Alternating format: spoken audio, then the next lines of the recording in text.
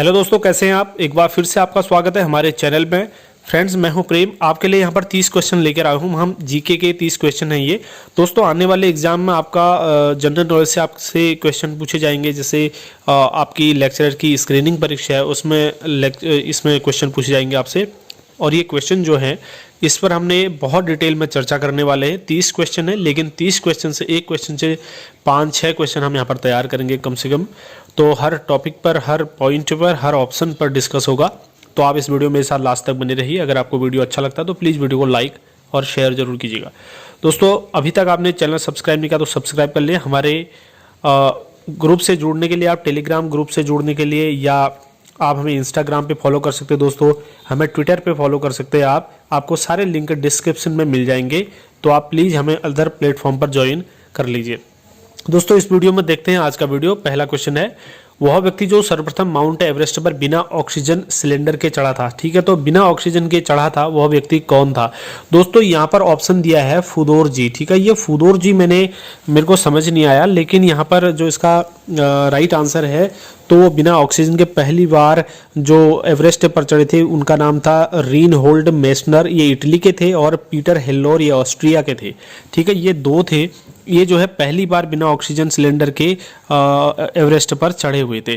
दोस्तों, यहाँ पर फुदोर जी है। इसका मैंने सर्च भी किया, मुझे तो मिला नहीं। मुझे कुछ इसके बारे में ज़्यादा पता नहीं है।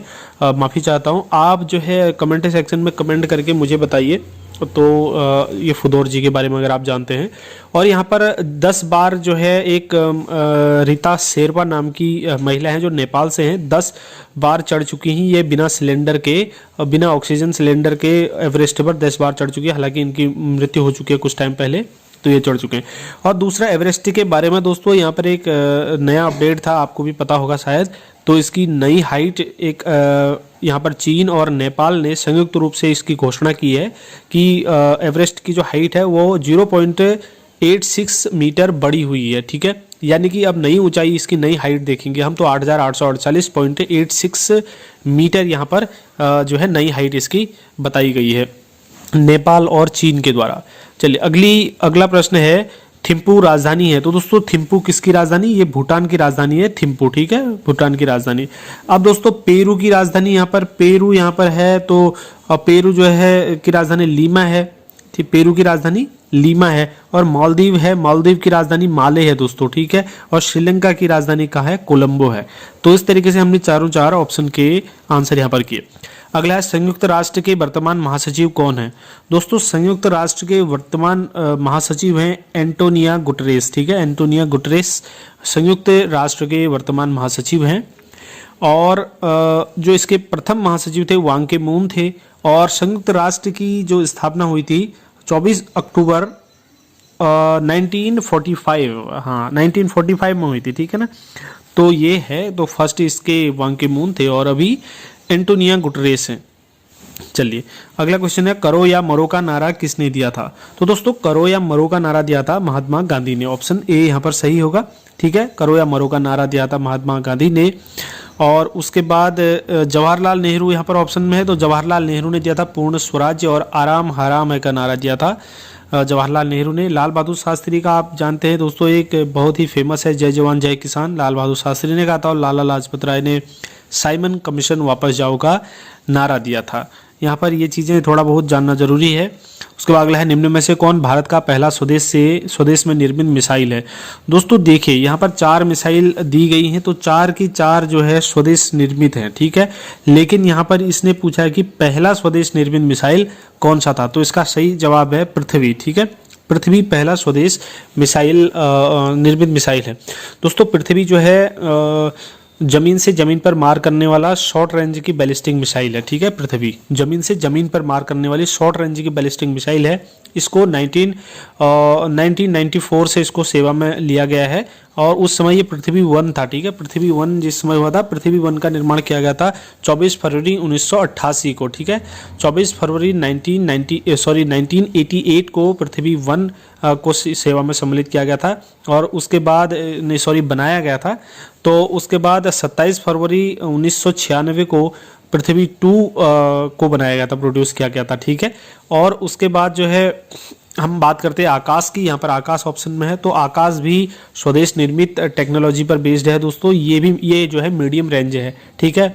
ये भी सरफेस टू एयर जो है मार करता है। जैसे वहाँ पर हमने देखा पृथ्वी जमीन टू जमीन करती है, ये जमीन से हवा में मार करता है। और इसके टारगेट की बात करें तो 30 किलोमीटर दूर तक ये जो है मार कर सकता है। 30 मारक क्षमता इसकी 30 किलोमीटर दूर तक, और इसकी ये ऊंचाई तक, क्योंकि एयर में मार करता है तो एयर में भी ये एयर में मारता है, तो यहाँ पर 18,000 मीटर की हाइट तक ये जो है टारगेट को मार सकता है।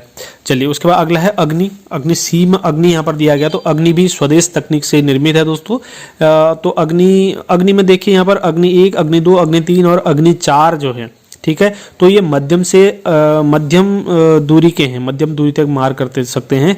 और उसके बाद अग्नि 5 जो था वो अंतर महाद्वीपीय बैलिस्टिक मिसाइल है, ठीक है। तो यहाँ पर ये देखना है। उसके बाद हमारे पास त्रिशूल है। त्रिशूल भी जो है ये जमीन से हवा पर मार करता है, ये कम दूरी का मिसाइल है दोस्तों। लेकिन ये भी जो है त्रिशूल भी स्वदेश निर्मित है, जैसे कि हमने पहले कहा था 4 के 4 स्वदेश निर्मित टेक्नोलॉजी बेस्ड हैं। तो यहाँ पर इसकी मारक क्षमता कम दूरी का है, 9 ही किलोमीटर तक का है दोस्तों। ये त्रिशूल का नौसैनिक संस्करण की अगर हम बात करें तो त्रिशूल का एक नौसैनिक संस्करण है जिसका नाम है टारपीडो MK2, ठीक है। टारपीडो MK2 के नाम से इसको जाना जाता है, त्रिशूल के नौसैनिक संस्करण को। चलिए अगला है लॉर्ड्स क्रिकेट ग्राउंड कहाँ पर स्थित है दोस्तों। लॉर्ड्स क्रिकेट ग्राउंड, आप क्रिकेट के शौकीन हैं, प्रेमी हैं, तो यहाँ पर आपको पता होगा लॉर्ड्स कहाँ पर है, इंग्लैंड में स्थित है क्रिकेट ग्राउंड लॉर्ड्स। चलिए अगला है बाकी दक्षिण अफ्रीका, न्यूजीलैंड और ऑस्ट्रेलिया के क्रिकेट ग्राउंड में से आप किसी का जानते हो तो प्लीज कमेंट करके जरूर बताएं। निम्न में से किसने पहली आधुनिक मोटर कार बनाई थी। तो ये हेनरी फोर्ड ने जो है पहली आधुनिक मोटर कार बनाई थी, तो ये हेनरी फोर्ड ने बनाई थी दोस्तों। हेनरी फोर्ड के बारे में मेरा एक वीडियो है, हमारे चैनल पर जाकर आप उसको देख सकते हैं, जो हमने मोटिवेशन वीडियो बनाया था हेनरी फोर्ड के बारे में भी, उसमें काफ़ी कुछ बताया था, तो आप उसको देख सकते हैं कब बनाया, किस तरीके से इसने कार बनानी शुरू की थी और क्या हुआ था, किस तरीके से बिजनेस में फेल हुआ था, पूरा हमने उस वीडियो में बताया है। उसके बाद अगला क्वेश्चन है 8 नंबर का, भारत द्वारा विकसित मानव रहित यान निम्नलिखित में से कौन है। तो दोस्तों मानव रहित यान भारत द्वारा की यहाँ पर बात हो रही, तो वो था लक्ष्य, ठीक है। लक्ष्य जो है भारत द्वारा था। तो इसने जो प्रथम उड़ान भरी थी दोस्तों 1985 में इसने उड़ान भरी थी। DRDO के द्वारा विकसित किया गया है लक्ष्य, ये भारत का पहला मानव रहित विमान है दोस्तों। इसका आरंभ 9 नवंबर 2000 को किया गया था। आरंभ अगर इसकी बात करें तो बाकी हम देखते हैं कि मंगल ग्रह पर प्रथम बार कौन गया मानव रहित यान को लेकर, यानी कि मानव रहित लेकर कोई नहीं जा सकता, मानव रहित है, तो किसने भेजा, ठीक है। मंगल पर पहली बार मानव रहित यान को किसने भेजा, तो हमारा आंसर होगा अमेरिका ने, ठीक है, अमेरिका ने भेजा था। अगला चलिए अगला बात करते हैं, ग्रैंड स्लैम जीतने वाली पहली भारतीय बालिका खिलाड़ी कौन है। तो ग्रैंड स्लैम जीतने वाली पहली भारतीय खिलाड़ी हैं सानिया मिर्जा, ठीक है। अगला है वंदे मातरम योजना किसके लिए है। तो दोस्तों वंदे मातरम योजना है गर्भवती महिलाओं के लिए, ठीक है। गर्भवती महिलाओं के लिए वंदे मातरम योजना है दोस्तों। इसमें क्या किया जाता है, गर्भवती महिलाओं का निःशुल्क उपचार किया जाता है।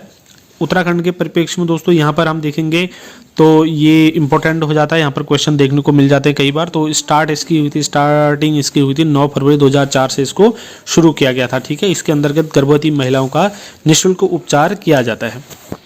अगला क्वेश्चन है बुद्ध चरित्र के लेखक कौन है। दोस्तों बुद्ध चरित्र के लेखक हैं अश्वघोष, ठीक है, ऑप्शन बी यहाँ पर सही है। बुद्ध चरित्र के लेखक अश्वघोष है दोस्तों। इसकी रचना जो हुई थी वो 2री शताब्दी के आसपास हुई थी। 2री शताब्दी में इसकी बुद्ध चरित्र की रचना अश्वघोष के द्वारा की गई थी। बुद्ध चरित्र के अंतर्गत दोस्तों गौतम बुद्ध का पूरा जीवन चरित्र वर्णन है। इसमें जो है गौतम बुद्ध के आरंभ से लेकर पूरा इसमें दिया गया है। तो ये बुद्ध चरित्र में जो है बुद्ध के जीवन चरित्र का निर्माण है। और दोस्तों यहाँ पर एक चीज़ मेन है, यहाँ पर एक भारतीय विद्वान थे जिनका नाम धर्मरक्ष भी है, कहीं पर धर्मक्षेत्र या फिर धर्माक्षर नाम से ये जाने जाते हैं। तो इन्होंने 420 ईस्वी में बुद्ध चरित्र का चीनी भाषा में ट्रांसलेट किया था, ठीक है, ट्रांसलेशन किया था चीनी भाषा में, ठीक है। यानी कि आप यहाँ पर चीनी भाषा में किसने ट्रांसलेशन किया था, वैसे राइटर हैं अश्वघोष, और इसका चीनी में किसने किया था, तो वो धर्म क्षेत्र नाम से आ सकता है, धर्माक्षर आ सकता है या धर्मरक्ष आ सकता है, 420 ईस्वी में किया था। अगला है डीसीएम ट्रॉफी किस खेल से संबंधित है? दोस्तों डीसीएम ट्रॉफी यहाँ पर आंसर है फुटबॉल से, ठीक है। डीसीएम ट्रॉफी फुटबॉल से संबंधित है, लेकिन आप अगर देखें तो यहाँ पर डीसीएम ट्रॉफी एक जो है 16 सितंबर 1999 को मैच हुआ था, जिसको 16 सितंबर से 19 सितंबर 1999 तक खेला गया था। ये एक त्रिकोणीय श्रृंखला थी, ट्राई सीरीज थी, ठीक है। तो ट्राई सीरीज में अंतर्गत दोस्तों यहाँ पर 3 मैच खेले गए थे, यानी कनाडा और पाकिस्तान वेस्ट इंडीज़ के बीच। तो वेस्ट इंडीज़ को हरा दिया था पाकिस्तान ने 3-0 से, ठीक है। तो इस सीरीज़ का नाम था डीसीएम ट्रॉफी, ठीक है। डीसीएम ट्रॉफी इस सीरीज़ का नाम था। अब यहाँ पर उत्तर में फुटबॉल है, ये फुटबॉल से रिलेटेड है, तो हमने इसलिए बता रखा, दोनों चीज़ आपको बता दी है। तो बाकी अगर फुटबॉल से कुछ रिलेटेड क्या क्या कप हैं, क्या क्या ट्रॉफी हैं, तो यहाँ पर फीफा कप फुटबॉल से रिलेटेड, रॉवर्स है, सीजर्स कप है, संतोष कप, यूरो कप और डुरंड कप, और कुछ ये कप हैं फुटबॉल से रिलेटेड जो महत्वपूर्ण कप हैं। अगला विश्व विरासत दिवस हमेशा मनाया जाता है। दोस्तों विश्व विरासत दिवस यानी कि वर्ल्ड हेरिटेज डे कब मनाया जाता है? ये 18 अप्रैल को मनाया जाता है, वर्ल्ड हेरिटेज डे। उसके बाद 16 अप्रैल को भी मनाया जाता है एक दिन दोस्तों, 16 अप्रैल को वर्ल्ड वॉइस डे मनाया जाता है, ठीक है। वर्ल्ड वॉइस डे मनाया जाता है। और उसके बाद है 14 अप्रैल को, आपको पता ही है, ये बाबा साहब का जन्मदिन हुआ था। इस दिन अंबेडकर जयंती के रूप में हम इसको मनाते हैं। और 18 जून को हम मनाते हैं इंटरनेशनल पिकनिक डे के रूप में। 18 जून को इंटरनेशनल पिकनिक डे मनाया जाता है। उसके बाद अगला है विश्व में प्रथम महिला बिशप कौन बनी थी? तो ये रे मैरी एडेलियर बनी थी, विश्व में पहली महिला बिशप, ठीक है, रे मैरी एडेलियर। चलिए उसके बाद अगला क्वेश्चन है 7 पहाड़ियों का शहर किसे कहा जाता है? तो रोम को जो है 7 पहाड़ियों का शहर कहा जाता है दोस्तों, ठीक है। रोम क्या है? इटली की राजधानी है रोम, ठीक है। इटली की राजधानी रोम है, तो रोम को 7 पहाड़ियों का शहर कहा जाता है। अगला है वह कौन सा देश है जहां पर मृत शरीर को हजारों साल संरक्षित रखा जाता है? तो दोस्तों ये मिस्र है, ठीक है। मिस्र, जैसे आपने सुना होगा मम्मी, तो मम्मी बना जो मम्मी जो होती है, इनको इस तरीके से बॉडी को संरक्षित करके रखा जाता है कई कई सालों तक, वर्षों तक, शताब्दियों तक, तो वो मम्मी बनाकर रखा जाता है, उसको मम्मी बोला जाता है। यहाँ पर मिस्र इसका सही आंसर है। अगला क्वेश्चन है यूनेस्को संस्था किस क्षेत्र में काम करती है? तो दोस्तों यूनेस्को जो संस्था है ये शिक्षा के क्षेत्र में काम करती है, ठीक है। यूनेस्को UNESCO, ठीक है। तो यूनेस्को का पूरा नाम होता है United Nation Education Scientific and Cultural Organization, ठीक है। तो ये है, ये किस क्षेत्र में काम करती है? शिक्षा के क्षेत्र में काम करती है, United Nation Educational Scientific and Cultural Organization. तो इसकी स्थापना हुई थी 16 नवंबर 1950 को। यूनेस्को की स्थापना कब हुई थी? 16 नवंबर 1945 को, 1945 को इसकी स्थापना हुई थी दोस्तों। इसके जो है 193 सदस्य देश थे, लेकिन इसका जो भारत इसका सदस्य बना था, तो वो 46 में बन गया था, 1946 1946 में बन गया था। 1945 में इसकी स्थापना हुई, 1946 में भारत इसका सदस्य बन गया था, ठीक है। इसके हेडक्वार्टर हैं पेरिस और फ्रांस में इसके हेडक्वार्टर हैं। तो बाकी आप इसके बारे में सर्च करके पढ़ सकते हैं। और चलिए अगला क्वेश्चन है किशोर अपराधियों को कहाँ रखा जाता है? तो किशोर अपराधियों को सुधार गृहों में रखा जाता है, ठीक है। किशोर जो अपराधी होते हैं यानी कि 18 साल से नीचे के जो अपराधी होते हैं उनको सुधार गृहों में रखा जाता है दोस्तों। उसके बाद है अगला, सना किस देश की राजधानी है? सना जो है किस देश की राजधानी है? तो ये है यमन की राजधानी, ठीक है, सना। अब लेबनान यहाँ पर है, लेबनान की राजधानी कहाँ पर है? बेरूत। लेबनान की राजधानी बेरूत है, ठीक है। और ओमान की राजधानी कहाँ पर है? फिर ओमान की मस्कट है। और यूएई की अबू धाबी है। ओमान की कहाँ है? मस्कट है। लेबनान की है बेरूत। और यमन की कहाँ है? सना है। और यूएई अबू धाबी, ये चारों 4 हो गए। अगला, बैडमिंटन मैदान की लंबाई या बैडमिंटन कोर्ट की लंबाई कितनी होती है? तो इसकी लंबाई होती है दोस्तों 13.40 मीटर, ठीक है। 13.40 मीटर, लगभग 13.5 मीटर होती है। अगला है, निम्न में से किस व्यक्ति ने पूरी पृथ्वी का चक्कर लगाया था? तो ये मैगलन ने लगाया था, पूरी पृथ्वी का चक्कर लगाया था मैगलन ने। अगला है, नोबेल पुरस्कार अधिक से अधिक कितने लोगों की भागीदारी में दिया जा सकता है? तो ये 3 लोगों की भागीदारी में। आपने नोबेल पुरस्कार का जब वितरण होता है वहाँ पर देखा होगा, ज़्यादा से ज़्यादा लोग उसमें 3 लोगों में आपस में शेयर किया जाता है। इससे ज़्यादा लोगों को एक साथ एक ही पुरस्कार नहीं दिया जा सकता।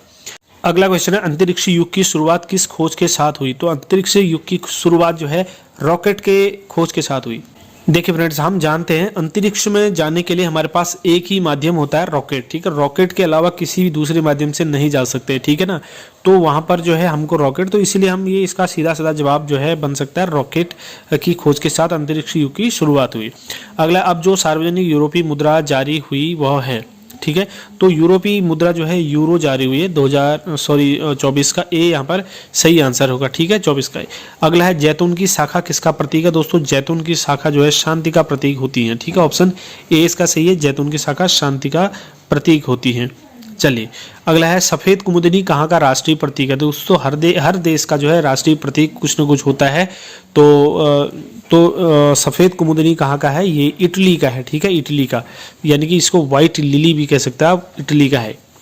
चलिए अगला क्वेश्चन है, विश्व खाद्य पुरस्कार पाने वाला प्रथम भारतीय कौन था? तो डॉक्टर MS स्वामीनाथन जो है विश्व खाद्य पुरस्कार पाने वाले प्रथम भारतीय थे। दोस्तों स्वामीनाथन आप जानते हैं हरित क्रांति का जनक ये थे, तो श्वेत क्रांति के जनक है डॉक्टर वर्गीज कुरियन।